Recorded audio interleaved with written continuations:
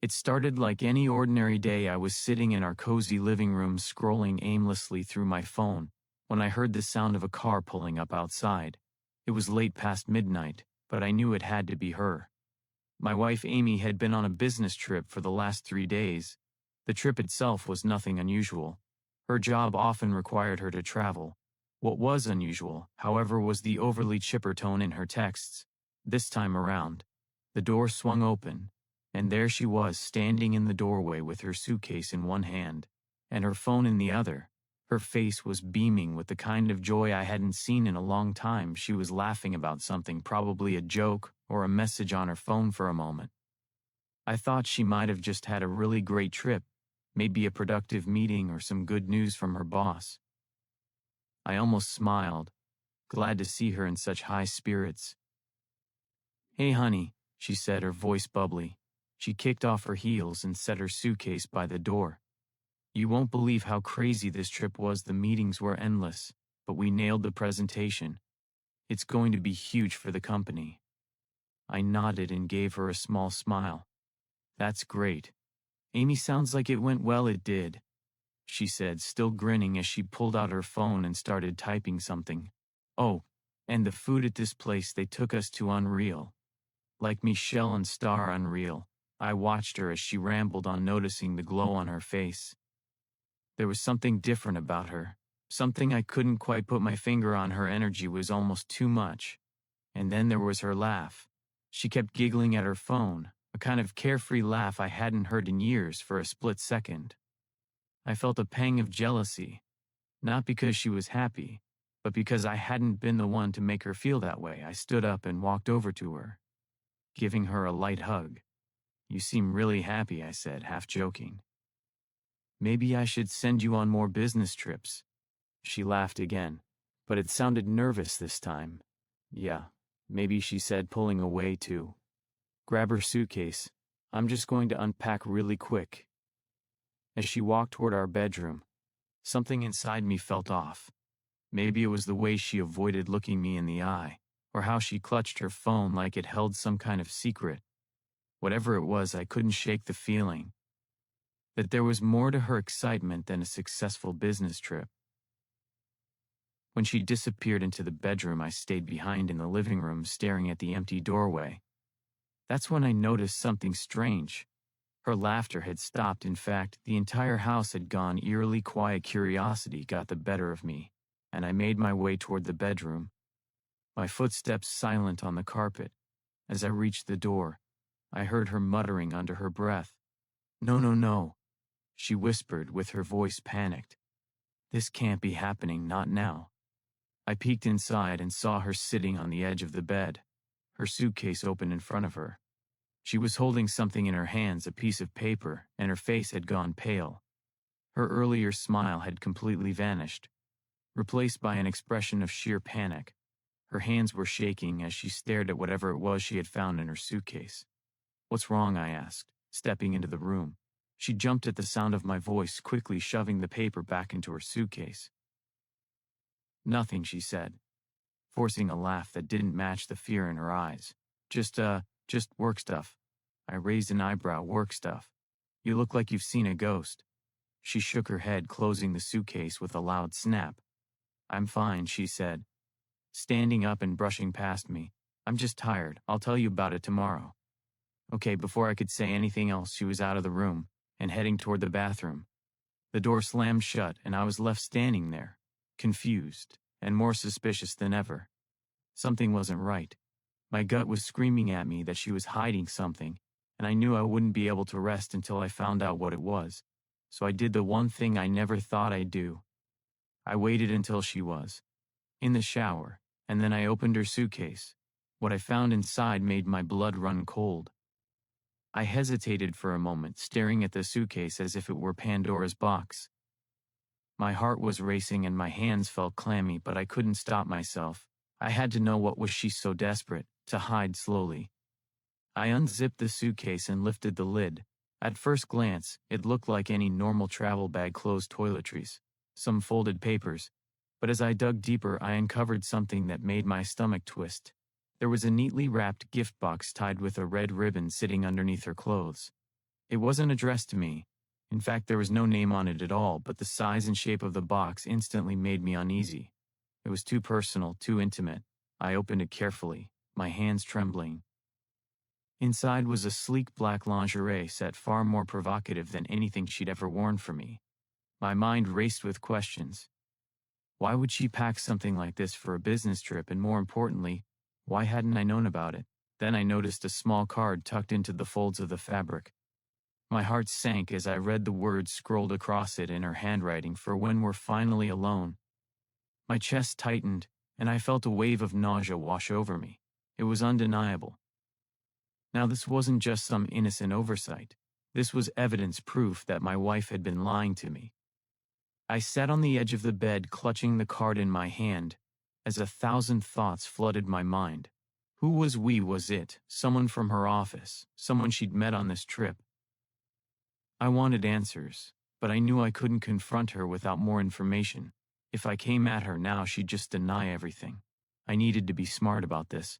I put everything back exactly as I'd found it, zipping the suitcase shut and placing it back where she'd left it. Then I grabbed my phone and opened the browser, searching for any signs of unusual activity. My hands were shaking so badly I could barely type. But I managed to log into our shared phone account. What I found only deepened the pit in my stomach. Her call log was full of numbers I didn't recognize, many of them with long call durations. One number in particular stood out.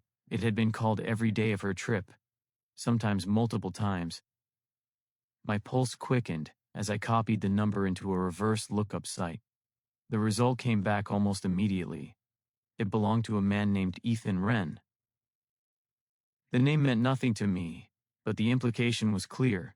Whoever this guy was, he had been a significant part of her business trip. I stared at the name on the screen, trying to make sense of everything. Was this some coworker I'd never heard of, a client maybe, or was he something more?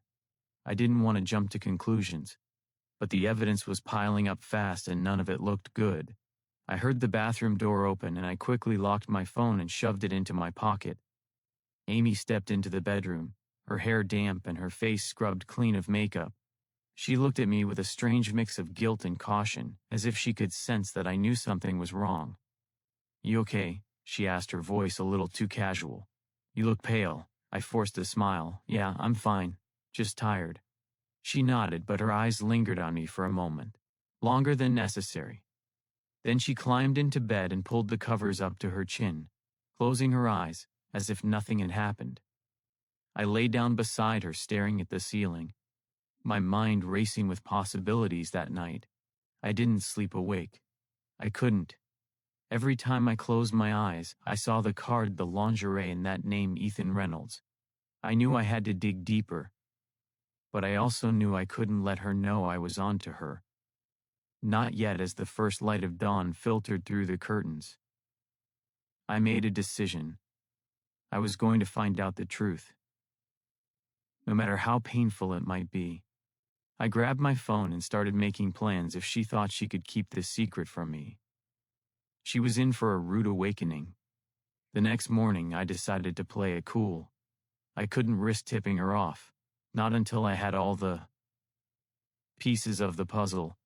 Amy woke up as if nothing had happened, humming a tune as she made coffee in the kitchen, watching her. You'd think she didn't have a single worry in the world, but I couldn't unsee the panic on her face from the night before.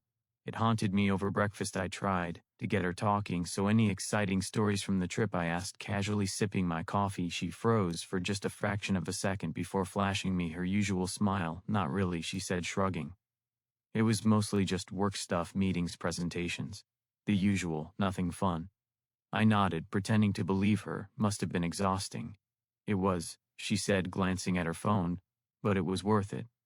The client loved our pitch, and we might even close the deal next week." Her response was smooth, almost too smooth. I knew she was lying, but I didn't press her. Instead, I focused on my plan. I needed to gather more evidence, and for that, I needed access to her phone. After breakfast, she headed to the shower, leaving her phone on the kitchen counter. My heart raced as I grabbed it and opened it. She'd always been careless with her passcode. It was still our wedding date. Ironic as that was, I quickly navigated to her messages, my fingers trembling there. It was a string of texts between her and Ethan Reynolds. My stomach churned as I read the messages. Amy, I can't stop thinking about this weekend. It was perfect, Ethan. You were perfect. I miss you already. Me too. I hate sneaking around, but it's worth it. I felt like the air had been sucked out of the room. The messages were explicit, leaving no doubt about what had happened on her so-called business trip. My chest tightened as I scrolled further, finding photos. She'd sent him selfies in a hotel room. Her in that same black lingerie. I couldn't look anymore. I locked the phone and put it back exactly where I'd found it when she came out of the shower. I pretended nothing had happened. I'm heading out for a bit, I said, grabbing my keys. Need to run some errands. Okay, she said, barely. Looking up from her phone, see you later. As I drove away, I felt a mix of anger, heartbreak, and determination. I wasn't the kind of guy to let something like this slide, but I also wasn't impulsive. I needed to be methodical to make sure I didn't just confront her without a plan. I pulled over in a quiet parking lot and called a private investigator.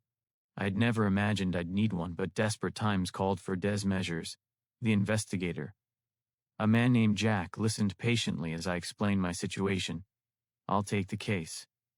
He said, I'll need her schedule, any details about this guy, and access to anything. You can provide emails, phone logs, social media.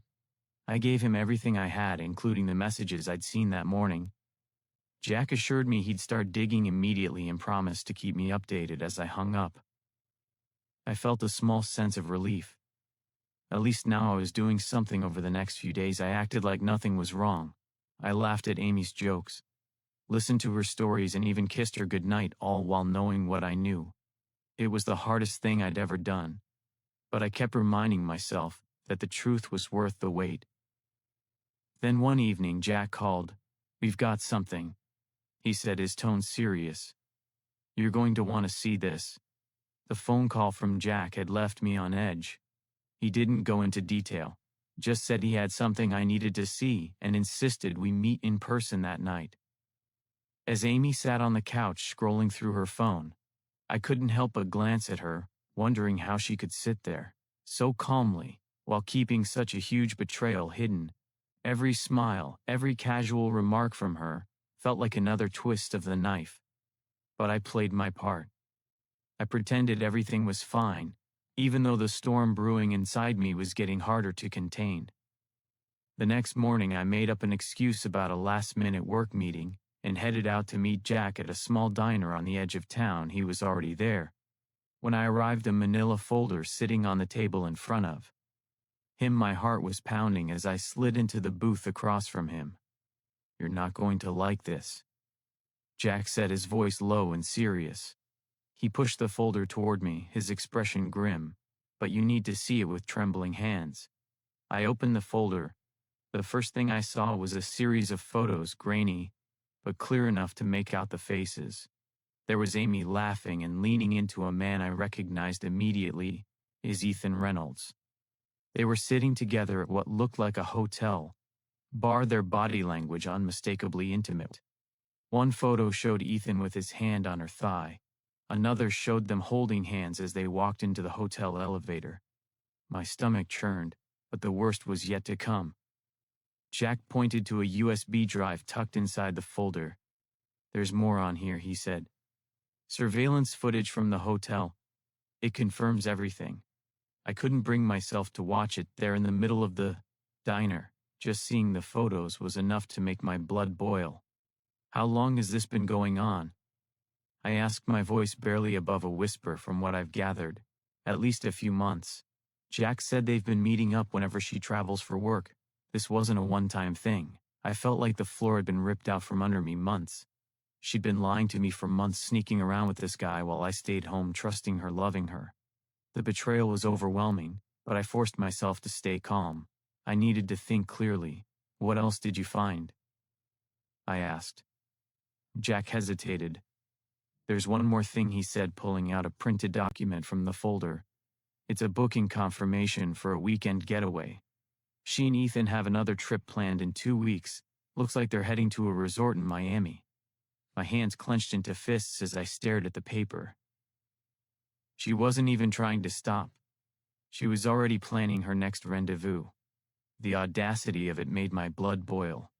But I swallowed my anger. If I was going to confront her, I needed to do it on my terms. I needed to make sure there was no way she could wriggle out of this. "Thank you, Jack," I said, my voice steady despite the storm raging inside me. "You've done more than enough." He nodded, giving me a look of sympathy. "If you need anything else, just call, and for what it's worth, I'm sorry you're going through this." I left the diner with the folder and the USB drive tucked under my arm. I felt like a man carrying the weight of the world, but I also felt a strange sense of clarity. This was no longer about suspicion or guesswork. I had the truth cold and undeniable, and now it was time to decide what to do with it. That evening, I sat in my car in a deserted parking lot staring at the USB drive in my hand. I knew I needed to see the footage, but part of me was terrified of what I'd find still. I couldn't look away. I plugged the drive into my laptop and opened the files. The videos were time-stamped and arranged in chronological order. The first clip showed Amy and Ethan meeting in the hotel lobby, their faces lighting up as they saw each other. The next clip showed them at the bar, laughing and talking like a couple on their honeymoon. And then, there was the elevator footage, just a few seconds of them kissing before the doors closed. My chest tightened as I skipped to the final clip, showing them entering a hotel room together. The timestamp confirmed it was late at night, and they didn't come out until morning. I closed the laptop and leaned back in my seat, feeling like I'd been punched in the gut. The evidence was overwhelming, but it also gave me a strange sense of power for the first time. In days, I felt like I had the upper hand. She thought she could keep this hidden, but now I had everything I needed. To expose the truth. Confronting her wasn't enough. I wanted her to feel the weight of what she'd done, but I also wanted to do it in a way that left no room for excuses or denials. She had lied to me. "I thought you mentioned something about Miami a few weeks ago." Her reaction was priceless. Her hand tightened around her mug, and for a moment, she looked like a deer caught in headlights. "Oh, that's not confirmed yet," she stammered. "I'll let you know if it happens." "Cool," I said, forcing a smile. "Let me know. Maybe I'll come with you this time." Her nervous laugh told me everything I needed to know. Over the next few days, I kept my poker face intact, pretending life was normal, while quietly setting up my confrontation. I made a backup of all the evidence, the photos, the texts, the videos, and stored them on multiple devices. I even printed out a few key screenshots just in case this wasn't going to be a screaming match. I wanted cold, undeniable proof that left her no room to squirm. Then came the perfect opportunity one evening as she scrolled through her phone on the couch. I brought up an old memory. "Hey, remember when we used to watch those true crime shows together?" I asked, keeping my tone light. She glanced up, smiling. "Yeah, those were fun. Why?" "I was thinking we should watch something like that again. You know, see how people unravel mysteries, expose secrets." I let my words hang in the air, watching her reaction. Her smile faltered slightly, and she shifted uncomfortably. Sure, maybe sometime," she said, her voice tight. That was the last piece of the puzzle. I'd planted enough doubt to make her uneasy, and now it was time to pull the rug out from under her. The following night, I set the stage. I invited her to sit down with me in the living room, telling her I wanted to have a serious talk. She looked curious but not overly concerned. She had no idea what was coming. As she sat down, I placed the manila folder on the coffee table between us. Her eyes darted to it, and I could see the faintest flicker of panic in her expression. "What's that?" she asked, her voice shaky. "Something I need to show you," I said, keeping my tone calm. "But first I need to ask you something. Is there anything you want to tell me, Amy? Anything at all?" She froze, her face draining of color. "What do you mean?" "You know exactly what I mean," I said, my voice firm but controlled. "I'm giving you one chance to be honest with me. If there's something you've been hiding, now's the time to come clean." Her lips parted but no words came out. She looked like she was trying to come up with an excuse, but nothing would come. When she didn't respond, I opened the folder and slid the photos across the table. "These are from your business trip," I said. My voice colder, now recognized them. Her eyes widened as she stared at the pictures, her hands trembling. "I can explain," she stammered. "Oh, I'm sure you can," I said, cutting her off, "but before you do, maybe you'd like to see this." I pulled out my laptop and played the elevator footage. The color drained from her face completely. "It's not what it looks like," she whispered. "It's exactly what it looks like." I snapped. "You lied to me, you betrayed me, and you thought you could get away with it." She opened her mouth to speak, but I wasn't done. "I know about Ethan. I know about Miami. I know everything, Amy, so tell me. How long were you planning to keep this up? Were you just waiting for me to find out?" Tears welled up in her eyes, but I didn't feel the slightest bit of pity. This wasn't a moment for sympathy. This was the moment she had to face the consequences of her actions. Amy sat frozen, staring at the evidence laid out before her. The tears in her eyes spilled over. But I wasn't moved. This wasn't the time for her crocodile tears. I wanted the truth, raw, unfiltered, and without excuses. "I'm sorry," she whispered, her voice breaking. "It just happened." I leaned back in my chair, crossing my arms. "It just happened. That's the best you've got, Amy. Affairs don't just happen. You made deliberate choices. You lied to me. Planned trips, snuck around. Don't insult me by pretending this was some accident." She looked down at her hands, wringing them together as if that would somehow erase the weight of what she'd done. "I didn't mean for it to go this far," she mumbled. "Go this far," I repeated, my voice rising. "You've been sneaking around with this guy for months, and you're already planning another trip to Miami with him. How far were you planning to take this? Were you going to run off with him? Leave me behind, like yesterday's trash?" She shook her head frantically, her voice rising in desperation. "No, I swear I wasn't going to leave you.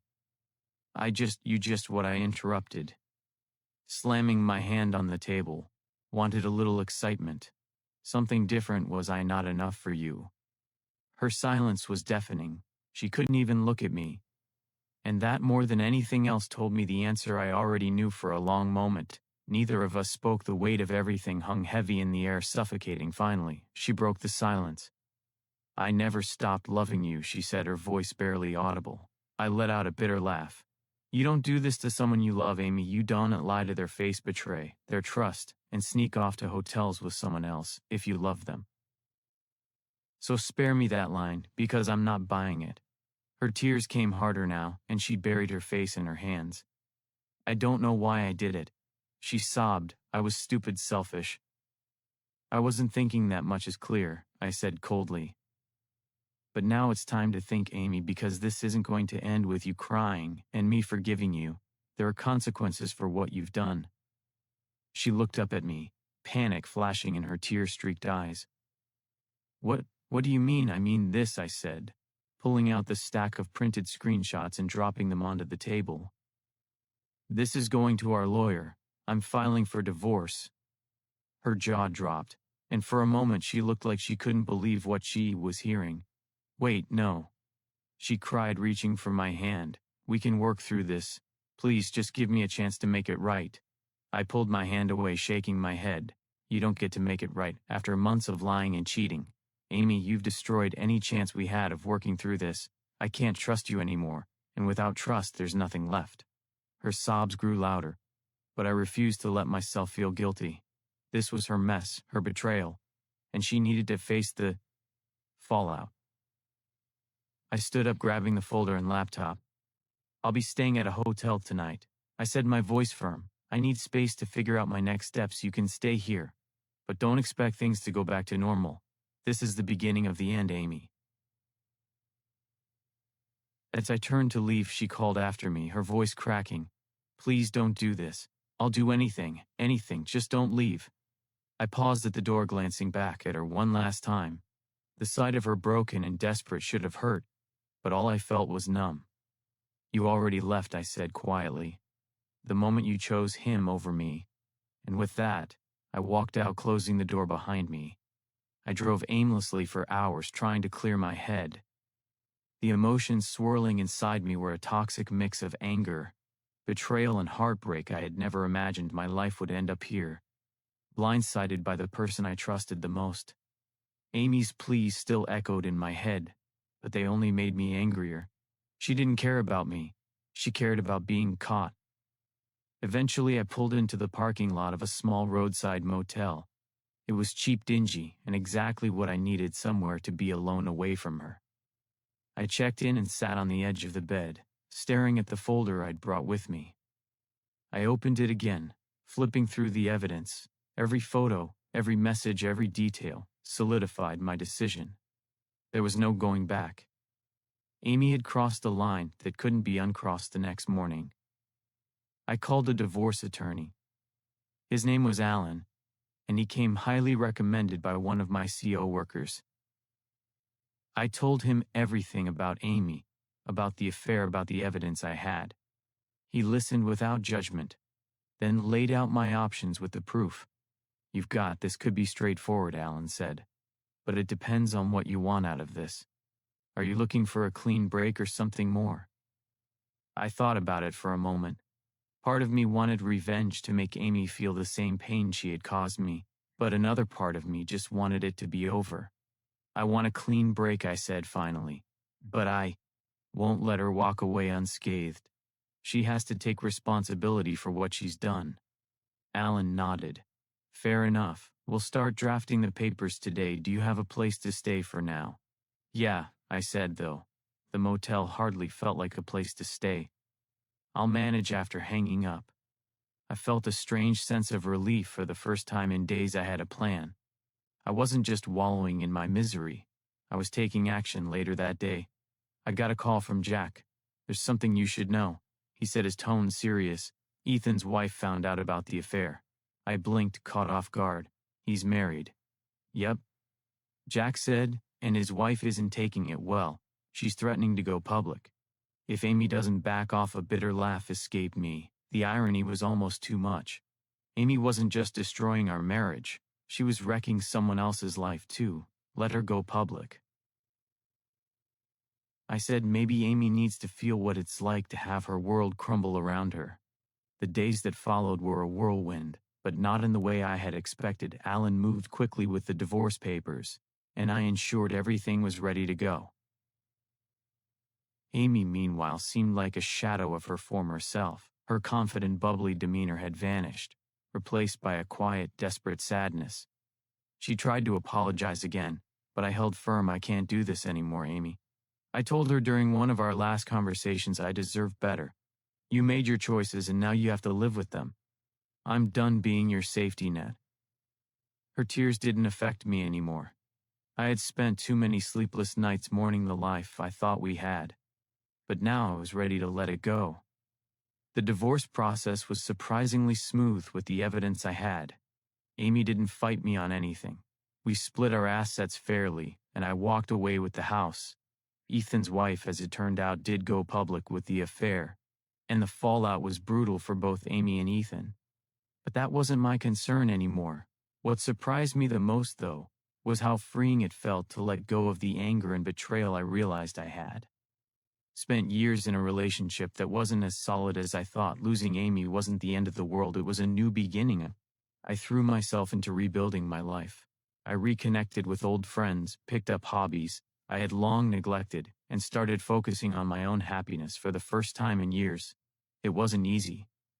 There were still moments when the pain crept back in, but those moments grew fewer and farther between. One evening, a few months later, I found myself at a coffee shop reading a book and enjoying the quiet. That's when I met someone, Rachel.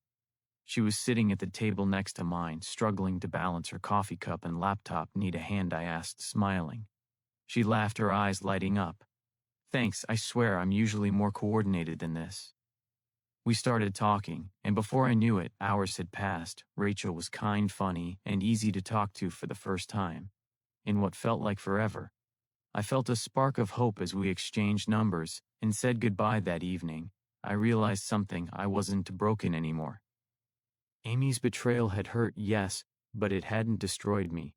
I was stronger now, more confident in who I was and what I wanted out of life. Moving on didn't mean forgetting what had happened. It meant choosing to focus on the future instead of the past.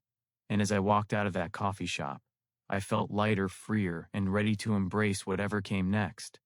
Sometimes life throws curveballs that force you to reevaluate everything. But in the end, those challenges can lead to something better if you let them. My story didn't end with betrayal. It ended with a fresh start, and for that, I'm grateful.